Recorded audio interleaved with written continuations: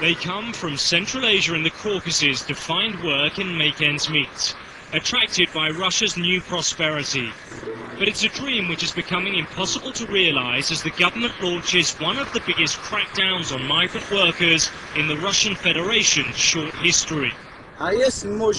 As we interviewed this man, the police swooped.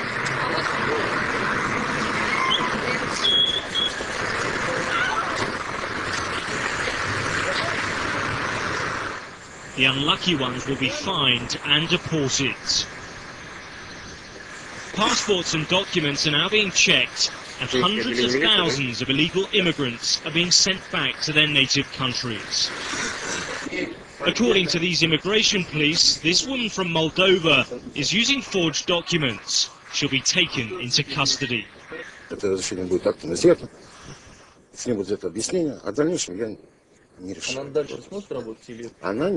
This work permit will be taken away from her.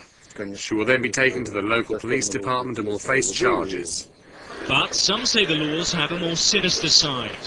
A new government decree also limits the number of legal migrant workers in markets to 40%.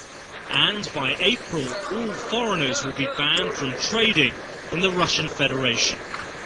Routine immigration checks are now taking place up and down the country. The Kremlin says they're necessary to protect Russian producers and retailers. But many migrants feel they're being targeted because of the colour of their skin. The new laws, they claim, reflect a creeping xenophobia at the heart of the country. Already markets are looking empty. The Chinese workers at this one in Russia's Far East are packing up. There's no one left here. All the Chinese have left. People see that, and they don't come to the market anymore. Some human rights groups believe the legislation panders to Russia's increasingly vocal neo-nationalist movements. Skinhead murders are commonplace in Putin's Russia and often go unsolved. If this anti-immigrant rhetoric becoming part of governmental rhetoric, it could be dangerous for international, intercultural peace in Russian Federation. The life of an illegal immigrant in Russia then is becoming even tougher. We were taken to this flat where more than 20 workers live in poverty. It's worse than slavery. They live in horrendous conditions. The owner of their flat can throw them out any time, and they can't fight for their rights.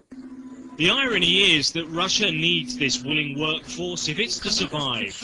The country's population is falling by more than 700,000 every year. Critics fear the crackdown will only accelerate that decline. Alex Rossi, Sky News, Moscow.